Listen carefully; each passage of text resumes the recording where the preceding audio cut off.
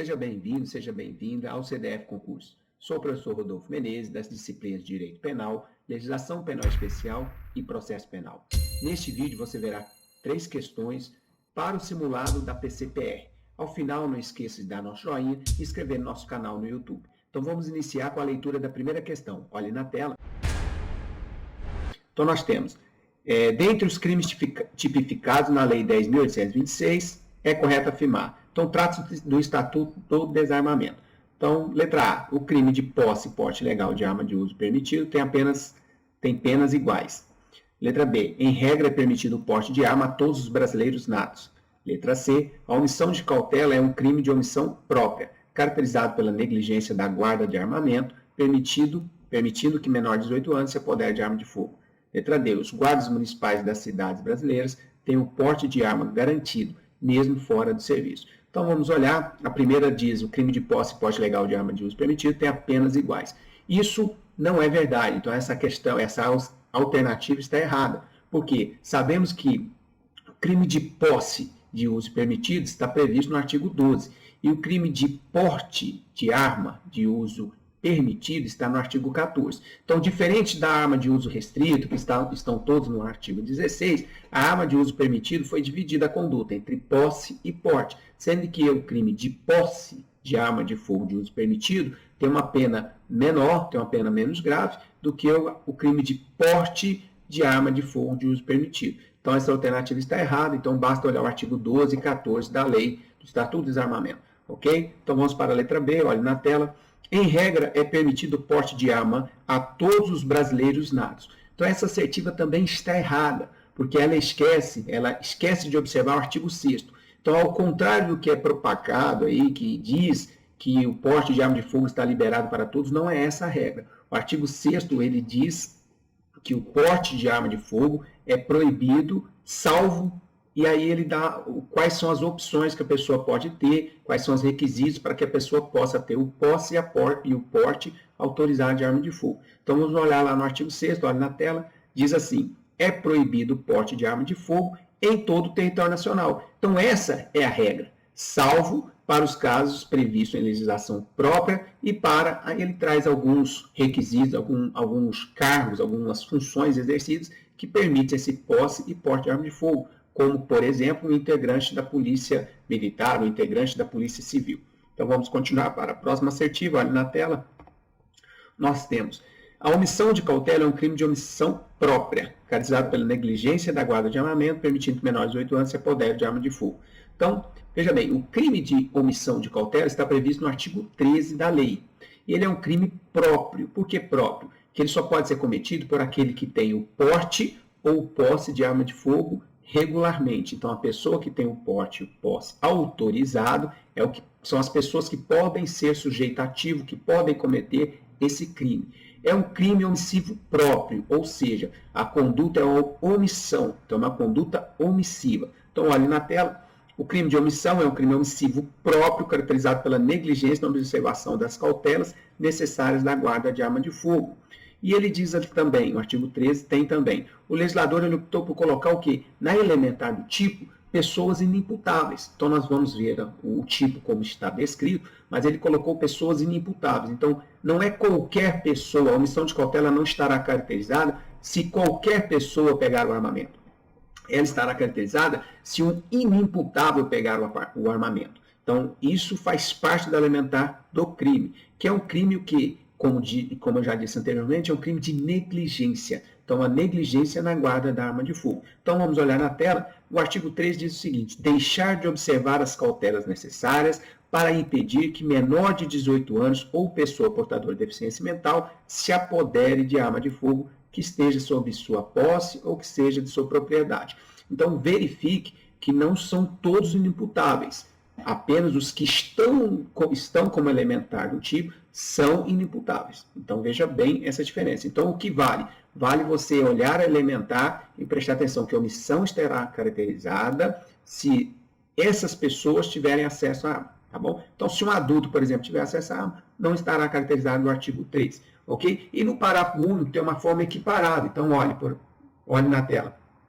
Responsabiliza o proprietário ou diretor responsável de empresa, segurança, transporte de valores, que deixam de agir conforme determina a norma. Então, aqui é só para título de conhecimento, que isso faz parte da disciplina de legislação especial que trata da lei do Estatuto do Desarmamento, mas só para que não está na assertiva, mas para que o candidato ele saiba que há também uma forma equiparada da omissão de cautela, com outros requisitos totalmente diferentes, tá certo? Continuando a letra D, os guardas municipais das cidades brasileiras têm o porte de arma garantido, mesmo fora de serviço. A assertiva está errada. No artigo 6º, seus incisos, no parágrafo 7, tem lá os requisitos para que o guarda municipal tenha esse posse, essa posse de arma de fogo permitido. Então, veja na tela que nós temos uma tabela que você vai facilitar seu entendimento. Então, está lá. No artigo 6º, no caput, 3 e 4, e no parágrafo 7. Com mais de guardas municipais em capitais e municípios com mais de 500 mil habitantes, nas condições estabelecidas no regulamento desta lei. Com mais de 50 mil e menos de 500 mil habitantes, quando em serviço. E aqueles que integram regiões metropolitanas, quando em serviço. Então, nós temos 3 situações para o guarda municipal ter a posse e o porte de armamento. Então, tem que ser observado que não é para todos, não. Tem que seguir estes requisitos, ok? Seguindo na tela, nós temos aí, então, que dentre as alternativas A, B, C e D, aqui responde a questão, a letra C, como foi dito. Então, é a que trata de omissão de cautela, crime previsto no artigo 13 da lei, ok? Então, vamos seguir para a próxima questão. Questão 2. Carlito atira em Marcos, com dolo de matá-lo. Contudo, há uma falha e a arma não dispara. Devido à confusão, a polícia chega ao local e, ao escutar a sirene, Carlito foge, gritando para Marcos, que na próxima é ultimado. Carlito é abordado no quarteirão seguinte, por policiais que o perseguiram, portando um revólver calibre 38, registrado em seu nome, embora não tivesse autorização para portá-lo. Ao apreender a arma, os policiais verificaram que a arma de fogo estava sem munições. Em investigação, constataram que ele havia esquecido de municiá-la. Então, essa questão ela trata de parte geral do Código Penal, parte especial do Código Penal e Estatuto do Desarmamento. Então, é uma questão mais completa, não vamos dizer difícil, mas que o candidato tinha que lembrar de várias disciplinas que ele estudou, e vários pontos da matéria. Então, vamos verificar as alternativas. Letra A. Diante dos fatos, é correto afirmar que Carlito cometeu A. Crime de posse ilegal de arma de fogo de uso permitido, crime de ameaça de porte ilegal de arma de fogo de uso permitido, crimes de homicídio tentado, de ameaça e de porte ilegal de arma de fogo de uso permitido, crime de ameaça não poderá ser responsabilizado pelo crime de homicídio e nem de porte ilegal de arma de fogo, em virtude da arma estar desmuniciada no momento da apreensão, e crime de homicídio tentado, que absolverá a ameaça. Então, inicialmente, você deve lembrar do artigo 17 do Código Penal, que trata do crime impossível. Então, a pessoa que vai matar outra, utilizando uma arma descarregada, atirando com uma arma que não está municiada, então a questão foi clara, ele esqueceu de municiar. Então, quando ele atira, era impossível ele matar o seu desafeto, era impossível ele praticar o homicídio. Por que era impossível? Porque o meio era absolutamente ineficaz. Então, o meio sendo absolutamente ineficaz, nós temos um crime possível. Sendo um crime possível, não há nem o homicídio e nem tentativa de homicídio. Ele pode responder por outro crime, mas não por esse. Esse é o primeiro ponto. Observe que, em seguida, ele ameaça de morte, ele sai ameaçando de morte. Então, independente de se no momento do homicídio, do crime impossível de homicídio, pudesse ou não se caracterizar a ameaça, nós temos uma ameaça clara. Então, o examinador ele foi claro, existe um crime de ameaça, ele sai ameaçando. Então, após a finalização da conduta, supostamente homicídio, que é um crime possível, ele inicia uma nova conduta, que é a ameaça. Então, ele ameaça com todos os requisitos necessários o seu desafeto. Então, ele ameaçou, ele cometeu o crime de ameaça. Então, tranquilo. E depois a questão traz que ele estava com um revólver calibre 38. Então, se é um revólver calibre 38, o candidato vai lembrar que é uma arma de uso permitido. Sendo uma arma de uso permitido, ele pode responder pelo crime de porte ilegal de arma de fogo. Por quê? Porque ele tinha autorização para a posse da arma. Se ele tinha autorização para a posse da arma, ele não pode portar essa arma em via pública. Então, ele estaria cometendo o crime de porte ilegal de arma de fogo. Então, nós temos aqui outro ponto a observar, que uma das alternativas, ela fala sobre a arma estar desmuniciada e não caracterizar porte ilegal de arma de fogo. Não é assim. A jurisprudência, ela é clara em dizer que não importa se a arma está municiada ou desmuniciada, é crime é crime de porte ilegal de arma de fogo, correto? Então vamos aqui, vamos verificar alternativas. Então nós vamos ver que a alternativa correta é a letra B, que diz lá que ele cometeu crime de ameaça e de porte de arma de fogo de uso permitido, ok? Vamos passar para a próxima questão. Questão 3. Quanto à lei dos crimes hediondos, Lei 8.072 de 1990, é correto afirmar que, letra A, o crime de lesão corporal não é hediondo em nenhuma de suas modalidades. Letra B, o crime de favorecimento da prostituição ou de outra forma de exploração sexual de criança ou adolescente ou de vulnerável é hediondo. C, o crime de corrupção é definido como hediondo porque traz muito mais danos à sociedade do que o homicídio. D, o delito de exposição a perigo em embarcação aeronave, própria ou alheia, ou praticar qualquer ato tendente a impedir ou dificultar a navegação marítima, fluvial ou aérea é hediondo, conforme o Código Penal, porque pode ceifar a vida de muitas pessoas. Então, primeiramente, o candidato deveria lembrar que hediondo é aquele crime horrível, abjeto, é aquele que causa um transtorno na sociedade. E para definir a doutrina, para definir o que é crime hediondo, trouxe 3 critérios. Temos o judicial, o legal e o misto. O judicial é aquele que diz quem dirá o que é ou não crime hediondo será o juiz. Então, ele analisará como foi o caso concreto. Então, no caso concreto, quais são as circunstâncias presentes. Dentre essas circunstâncias presentes, o juiz dirá se é ou não crime hediondo.